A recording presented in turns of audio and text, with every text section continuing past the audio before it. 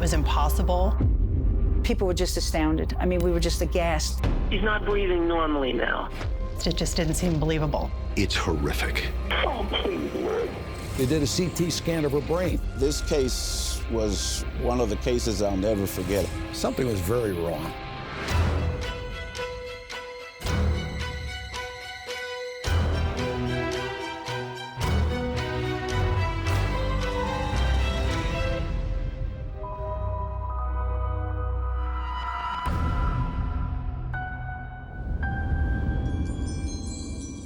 Hello, and welcome to Something's Killing Me. I'm B.D. Wong. Dr. Autumn Klein was a renowned neurologist living in Pittsburgh with her husband and young daughter. She was devoted to her work and a leader in her field. She was also making plans to expand her family.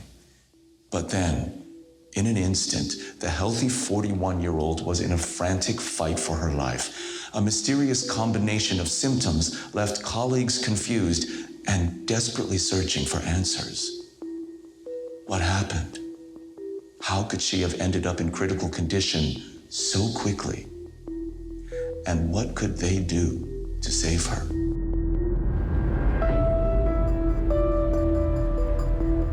April 17th, 2013 was a normal day by all accounts. Autumn went to work at the University of Pittsburgh Medical Center Presbyterian Hospital. Dr. Autumn Klein was a respected neurologist. She's working late, as she commonly did. And it's about a little after 11 o'clock at night. She notifies her husband that she's about to leave and walk home. They live very, very close.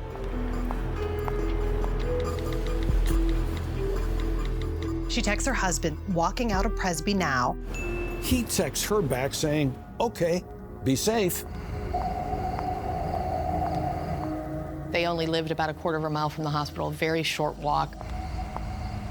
She arrived home about 11:15 or so, walked in the door.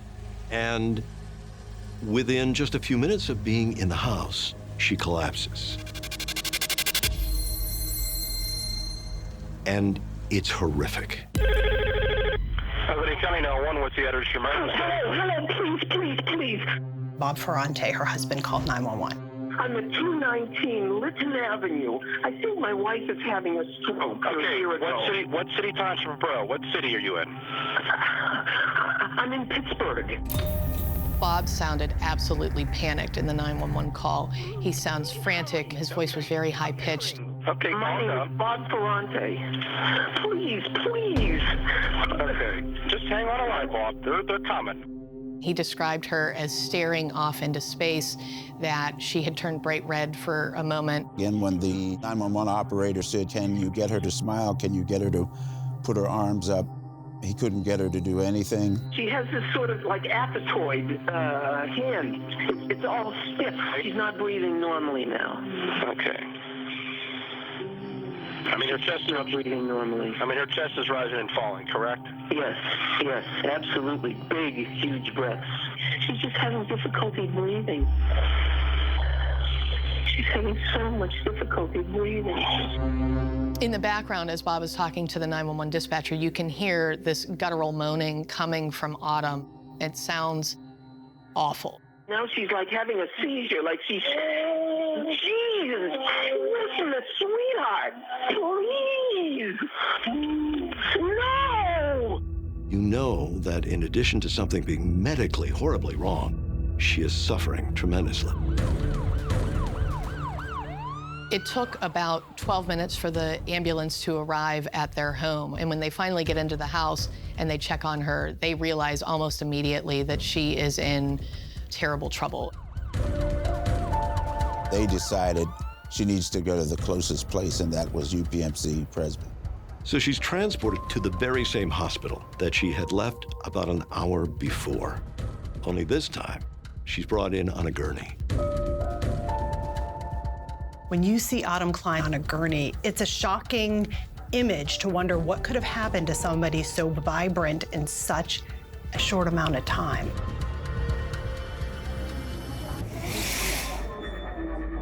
When she first arrived to the hospital, they put a breathing tube in and get imaging. We're going to scan the entire body and try and figure out exactly what's happening, because there's been a cataclysmic event that's occurred in her, and the question is, what is that? They had to figure out, was this something in the brain? Was this a heart problem? They ran all sorts of tests. They did a CT scan of her brain. Nothing wrong with her heart. Doctors were stumped. They didn't know what was wrong with her. When Bob first got to the emergency department and found Autumn as the whole team was treating her, they pulled the curtain back and he screamed no. He was in a terrible panic as to the condition that she was in. He was trying to describe anything that he could recall that would have caused Autumn's collapse. He told them that she had fainting spells, that she complained of headaches before. In church, she felt so faint that she almost just went down. When was that? It was about almost 2 months ago, and then she's had 2 of these other issues. Autumn had wanted to have another child. Was she getting like injections or? All kinds of drugs, yes, all kinds of drugs. She'd been going through IVF treatments, and she'd been taking a substance called creatine. Creatine is most commonly associated with athletes and bodybuilders. Autumn was taking creatine because they believed it helped increase her chances of getting pregnant. Bob told his friend that when Autumn came home, he made her a creatine drink, and then she collapsed. Some doctors wondered if her taking that affected her. It's just mysterious. There's nothing obvious, and yet she's obviously very, very ill. On top of that, it's someone they know. How could she, of all people, end up like this? Autumn Klein was well respected at the University of Pittsburgh Medical Center. Autumn was a women's neurologist. She had dedicated herself to helping women with epilepsy have children. She was one of the few who had that specialty around the world. You could tell how brilliant she was, but she was also very compassionate, kind, and you felt really comfortable with her. She was even featured on a Discovery Channel video about breakthroughs in epilepsy. Nowadays, we're not so concerned about women with epilepsy having babies because we're more familiar with the medications, and we realize that the medications are safer than we thought they were. Autumn grew up in a suburb of Baltimore. She was very close with her cousin Sharon as they were growing up. She was always the smarter one. If we were going on vacation, she always had, a backpack full of books. She knew when she was 7 years old that she wanted to be a doctor. In Boston, she did the MD, PhD program. Autumn met Bob Ferrante at a lab in Boston. Bob was a brilliant neuroresearcher. His work was renowned all over the world, particularly with Huntington's and ALS. Those were his 2 main areas of focus. She was excited that she met somebody that she could speak the neurological language with, and they were happy together. Autumn and Bob got married in 2001, and then about 6 years later, they had their daughter. She truly delighted in being a mom. Her daughter was the light of her life, no doubt about it. Bob and Autumn moved to Pittsburgh, and they both get new and exciting jobs. And they start work at UPMC, the very hospital where she is now fighting for her life. The blood that was coming out was bright red. That was the first indication that something was awry here. Something was very wrong.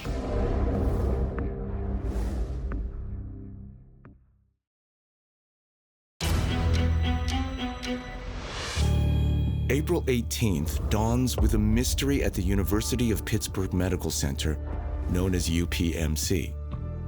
One of their own doctors, Autumn Klein, has been rushed into the trauma center. She's unconscious, unresponsive, with a low heart rate, low blood pressure, and fading fast. Her colleagues are fighting to save her life.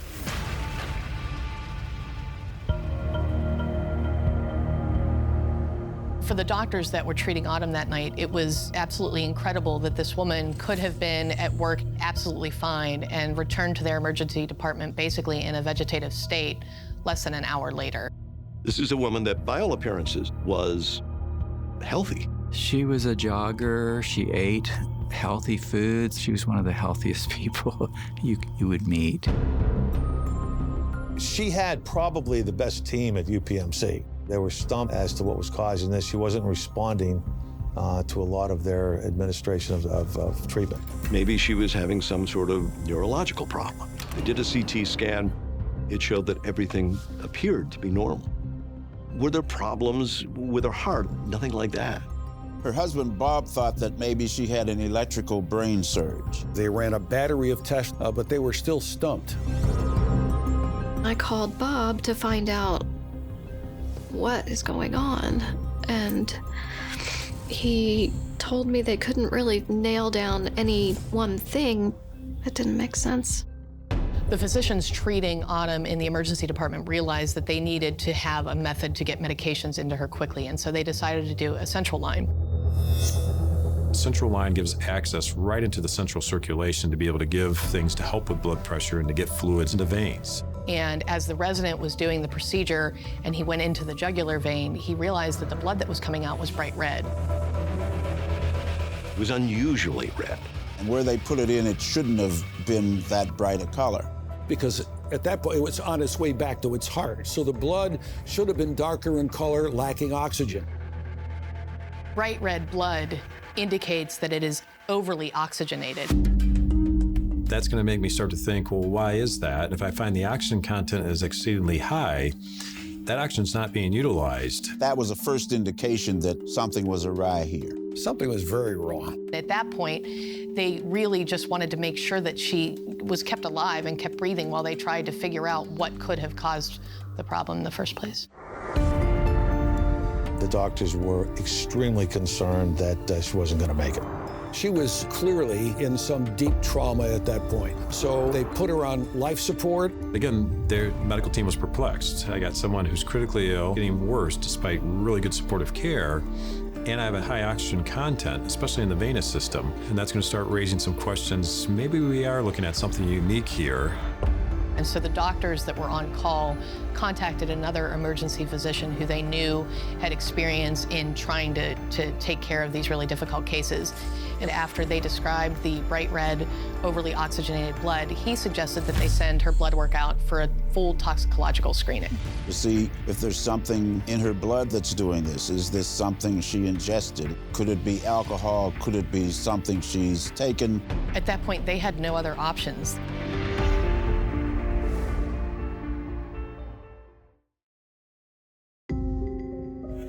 On April 17th, Dr. Autumn Klein collapsed in her Pittsburgh home. She's brought into the very hospital she works in to be treated. Her condition rapidly declines. She's kept alive by artificial means. And then, on April 20th, showing no signs of brain activity and no hope of recovery, Autumn Klein's husband, Bob, makes the decision to remove her from life support.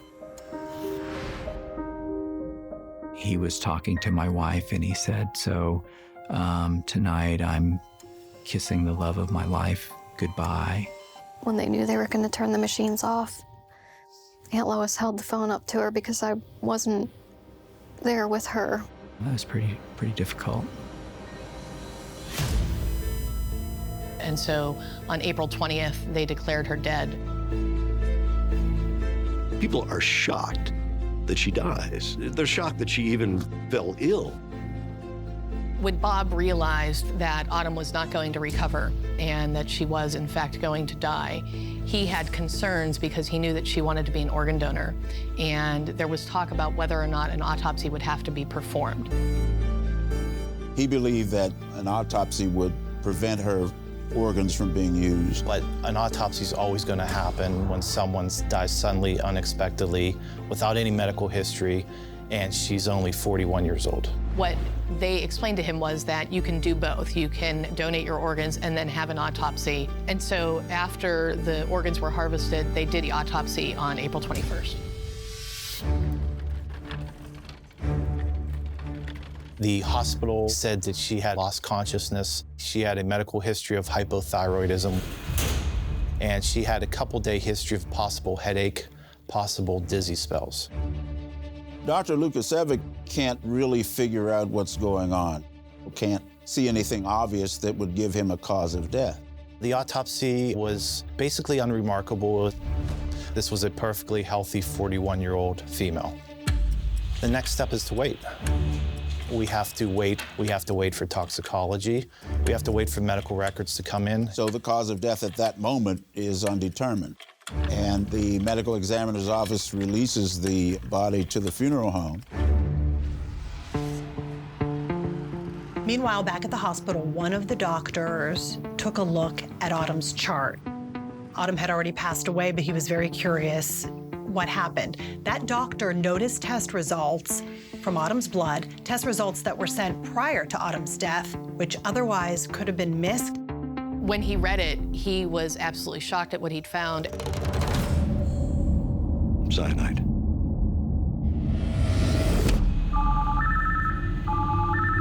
A young physician from UPMC Presbyterian Hospital called, said that he was just routinely following up on the case, reviewing her lab results, and saw that there was a positive cyanide level. Not only positive for cyanide, but that it was a lethal amount of cyanide. It changed everything. They had released the body to the funeral home. So now the alarm bell's going off. Wait a minute here. Cyanide, we need much more extensive testing. We're hoping to bring it back for further evidence collection, such as nails and hair. The medical examiner frantically calls the funeral home, only to find out it's too late, because Autumn had been cremated. But the fact that Autumn was cremated didn't mean that they had lost all traces of Autumn. They still had the blood draws that had been made. He immediately requested cyanide testing, which I performed. We ran a test that is known as Conway microdiffusion. It is a simple color test. If the cyanide is present in the sample, it turns purple. If there is not cyanide, it will not turn color. The more cyanide that is present, the darker that purple color change will be. The result was a very dark purple color change. The indications confirmed what the lab had said, cyanide poisoning. Everybody was shocked to learn that Autumn had cyanide in her system. They never expected to find that. Cyanide is a rapid poison. It distributes through the body very quickly. And it binds to a part of our body called the cytochrome system. It's really where our energy is generated, and that's also where we use oxygen. And what it does is it blocks the cytochrome system so oxygen can't be utilized. So I can't make energy, I can't use oxygen, and it's basically like suffocating. It's an incredible paradox when you think about it. Your body is saturated with oxygen more than you need, and yet you're dying from lack of oxygen. Cyanide does not come with a standout set of symptoms. They are sometimes very vague and can be attributed to other things, which is one reason that this was such a complex case for the doctors to deal with. It's a great mimicker of other diseases. Does her clinical pattern fit a cyanide toxicity? Absolutely, it does, without a doubt. The signs that you typically see with cyanide poisoning are unconsciousness, shallow, slow breathing. She's just having difficulty breathing. A low blood pressure, a low heart rate, and also you might see cherry red discoloration of the body, and you would see definitely bright red blood. The cherry red color of the blood occurs because the oxygen is not able to be utilized by the cells. The medical examiner clearly understands that if there is cyanide, something's wrong here. The medical examiner's office calls the police. We have to figure out her manner of death. How did cyanide come to be in her blood? So now the investigation is on.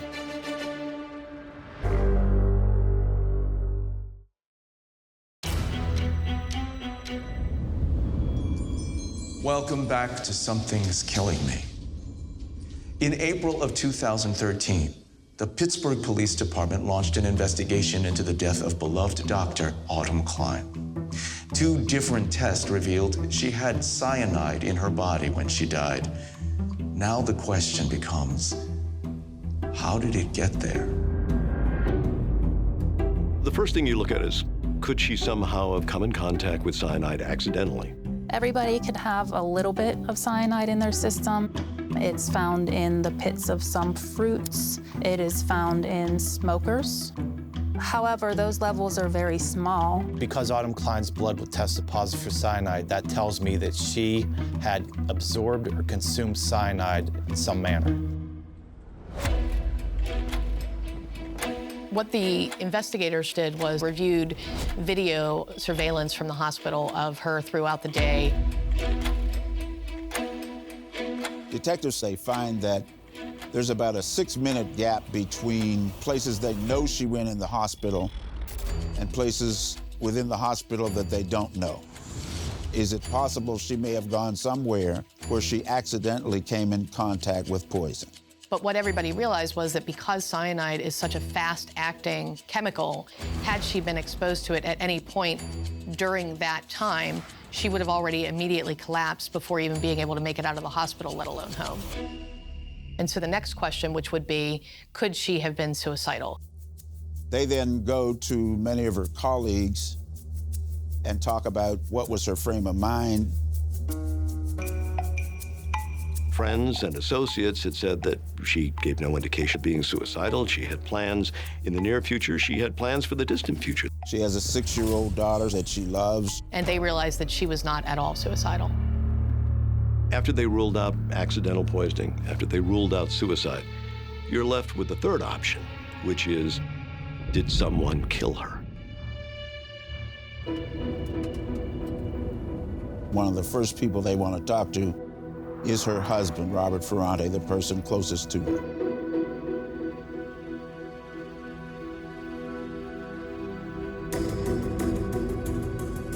When they go to his house, the detective says to him, "Do you know what killed your wife?" He gives this other theory. And at that point, they said Autumn died from cyanide. Ferrante's first words are, "Why would she do this to herself?" And then the next thing he says is, "Who would do this to her?" In cases like this, you naturally look at the closest family member. That's just standard procedure. From the outset, the idea that Bob would have been a suspect in Autumn's death was really unbelievable. They had what appeared to be a very strong marriage. It's so unusual to have a cyanide death. And he's not the first person you would think is capable of that. It seems strange.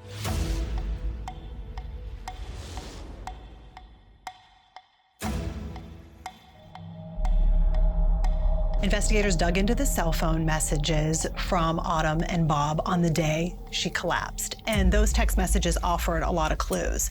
Earlier that day, Autumn texted, "I ovulate tomorrow." He wrote back, "Perfect timing, creatine," followed by a smiley face emoji. Autumn wrote back, "Right." Bob responded, "I'm serious. It will make a huge difference." Autumn was having fertility issues, and Bob was really mentioning to Autumn and kind of pushing the fact that the creatine would help with fertility. Investigators learned that just a few days before Autumn Klein collapsed, her husband ordered cyanide through his lab at the University of Pittsburgh. And so the next step for them was to do a search of his office. When they arrived, they found a receipt for cyanide actually sitting on top of his desk. They started talking to the people in the laboratory. When Ferrante ordered this potassium cyanide, he said to the assistant, "I want the purest form I can get, and I want it tomorrow." Bob said that he ordered that cyanide for a study that he was working on.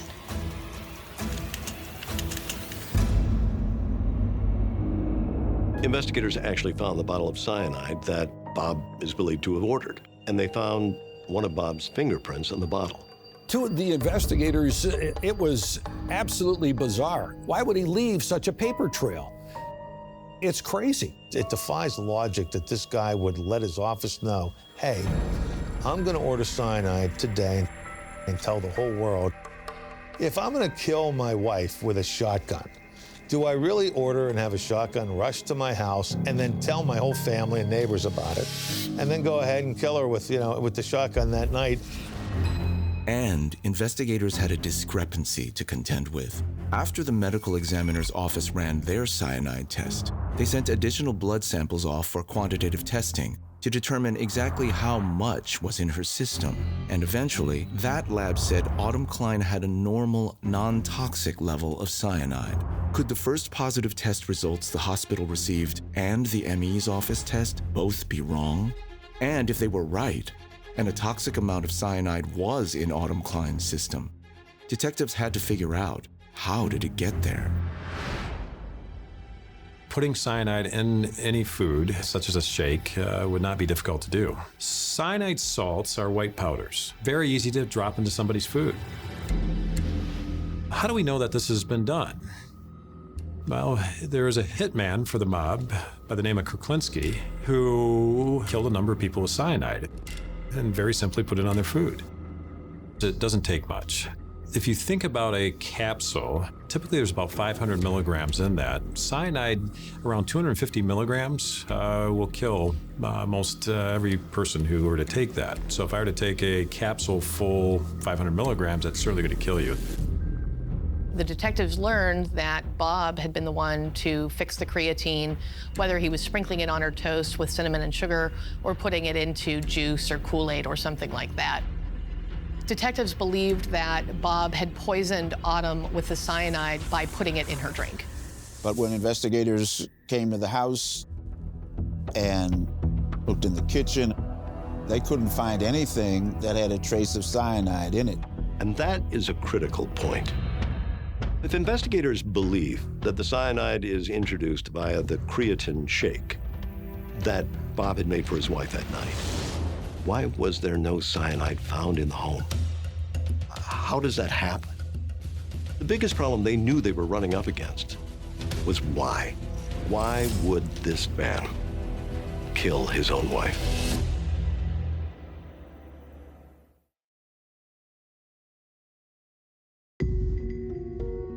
In 2013, investigators were looking into the cyanide death of Dr. Autumn Klein. If this was a murder, their prime suspect was her husband, Robert Ferrante. There was some circumstantial evidence, but a big question remained. What would have been the motive? From the outside, their marriage looked like it was perfect. You have two medical professionals who are at the very top of their fields, who are in love and who are doing very, very well. But then they began investigating, and they did find problems. Their marriage wasn't what everyone thought it was. When their first child was born, it seems, by all description, they loved the child, that they welcomed the child.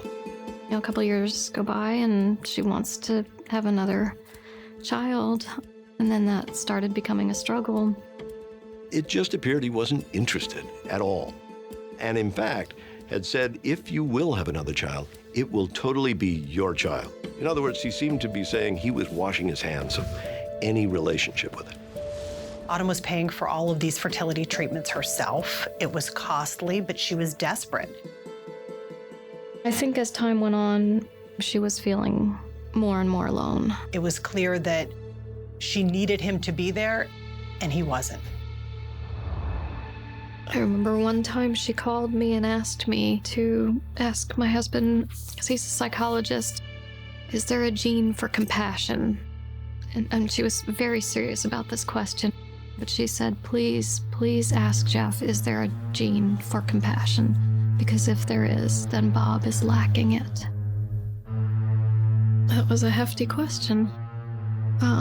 Spoke volumes.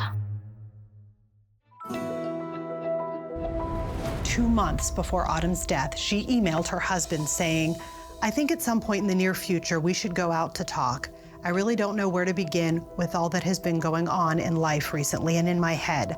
I have tried to talk to you, but can't. I have written you many letters I have not sent. I don't know where things are going to go, and you may not like what you hear, but I think it is about time we talked. Bob became suspicious. He thought that his much younger wife was having an affair. He suspected maybe it was a colleague, and there was nothing, absolutely nothing, that suggested that was true. Her cousin Sharon would talk about some of the things that she saw as controlling with him. When she was working in Boston, she had a long commute. And that's when she would call me.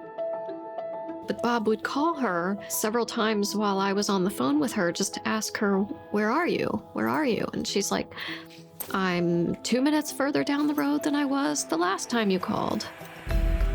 But at that time, I didn't think anything of it. Autumn was not a victim. Looking back on it all now, a lot of it makes a lot more sense. There was a point where I think she came to the conclusion that this relationship wasn't going to work. She had had several conversations with Sharon in talking about a plan to leave Bob. Several weeks before Autumn's collapse, she and Sharon had returned to Baltimore for a family funeral. Bob and I talked, and he was talking about how Autumn was the best thing that ever happened, that they were so much in love. And I knew that that wasn't the case. And then after the funeral service, Bob wanted to get back to Pittsburgh. There was just something in my gut telling me this just doesn't feel right. And I just remember hugging her and saying goodbye, and I didn't know that was the last time I'd see her.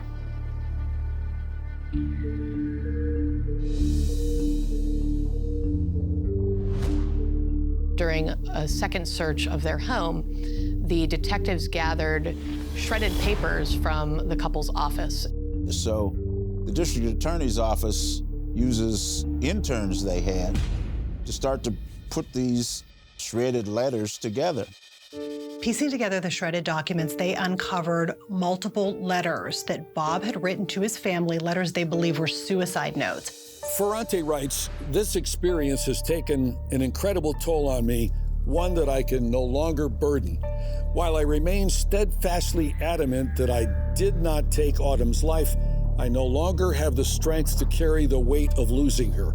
With the added suspicion that I would be the cause, I feel as a pariah in my community. Please forgive my weakness." At no point in the letters did he confess to any wrongdoing, and in fact, he denied having harmed Autumn, but he basically said he felt like he could no longer go on. Well, when the prosecutor sees that, she figures this is kind of the mother lode. Prosecutors feel that those suicide letters showed that he was feeling guilty for killing her. They were ready to take him down. Doctor, do you have anything to say? On July 24th, Pittsburgh police decided to arrest Bob Ferrante.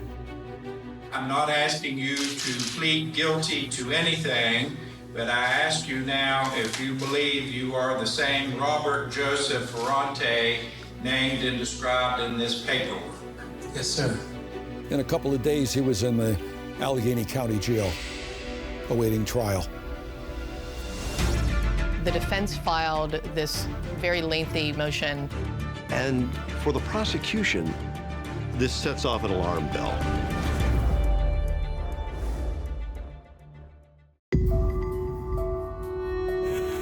By May of 2014, prosecutors and defense were gearing up for the trial of Robert Ferrante, accused of murdering his wife, Dr. Autumn Klein, with cyanide.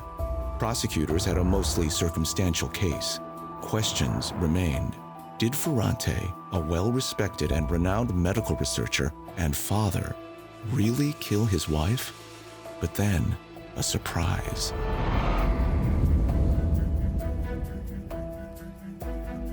As the sides were preparing for trial, the defense filed this very lengthy 107-page motion. Buried deep inside, they requested a return of property for items that had been found inside a safe the detective seized from Bob's office during their original search a year earlier. And it included a laptop.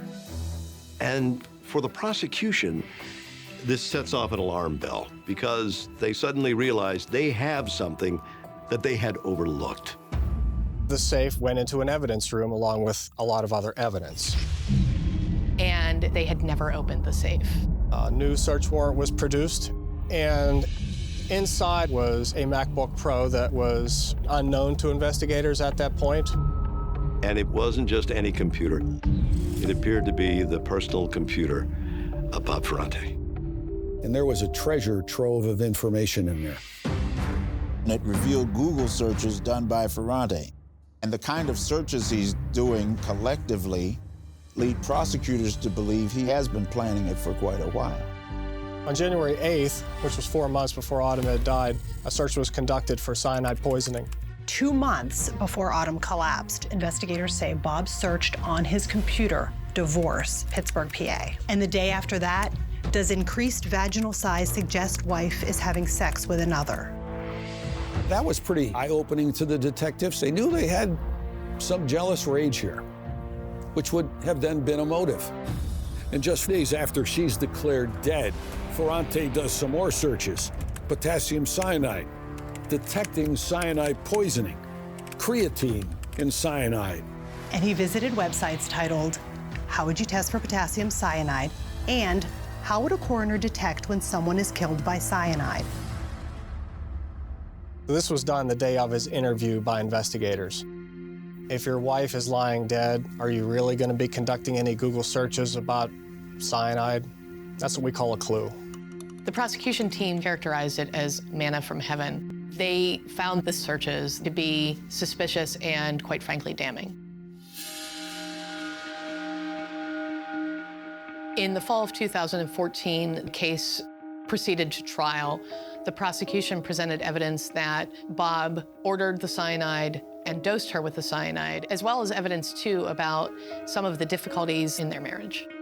Going into trial, we were confident that we had a very good defense. We originally came right out in the opening statement that we vehemently denied that he had any involvement in this. There were arguments put forward that the cyanide tests were not as conclusive as prosecution was trying to insist they were.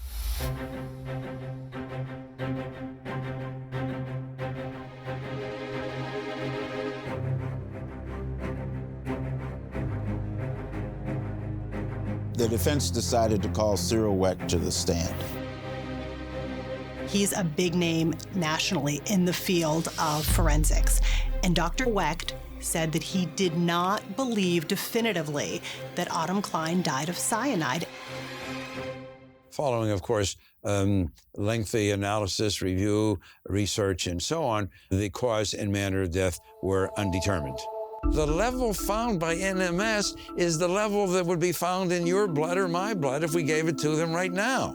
National Medical Services, anybody in this business will tell you, is the premier forensic toxicology lab in the world.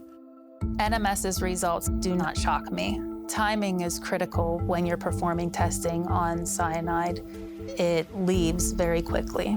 It was tested 18 days after the time of collection. What shocks me is that it was still there in the first place. That tells me that there must have been a lot of cyanide to still be present 18 days later. The other very important thing, significant to me in this case, is the heart. The cardiac pathologist examining Dr. Klein's heart found a bicuspid aortic valve. That can be a serious matter. That can lead to fainting, it can lead to lightheadedness, and it can even lead to sudden, unexpected death. That is not her cause of death. A bicuspid aortic valve is present in 1% to 2% of the population and is actually the most common valvular congenital heart anomaly seen in the world.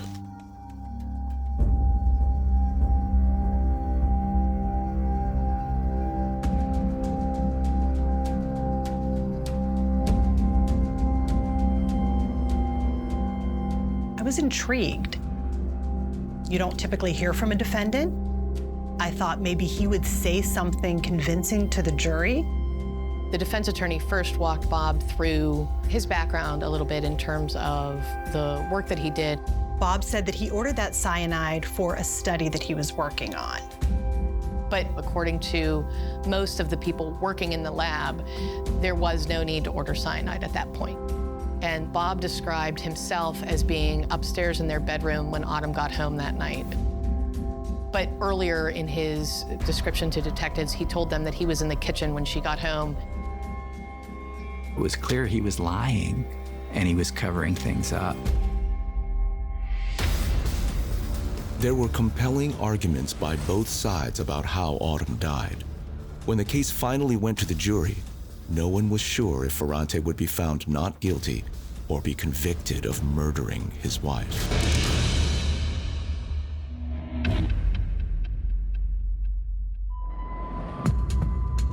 After a day and a half of deliberations, the jury returned a verdict of guilty of first-degree murder. In Pennsylvania, that crime automatically calls for a sentence of life in prison without parole. Afterward, the jurors talked about the discrepancy in Bob's testimony regarding where he was when Autumn got home that night as an important factor in their verdict. The jury just didn't believe him. What's important to understand here is how close Bob Ferrante got to getting away, potentially, with murder. I think that he sensed Autumn moving away from him. And, you know, if you're going to spurn me, then I'm going to take your life. He thought he was going to outsmart everybody else. No matter how you may craft an evil deed, somewhere, somehow, it's going to come out. When they handcuffed him that last time, that was the first time I heard those handcuffs. And they were very loud. You feel like you get a little bit of justice in that moment, but at the same time, it sinks you deeper because now the rest of your life goes on without Autumn.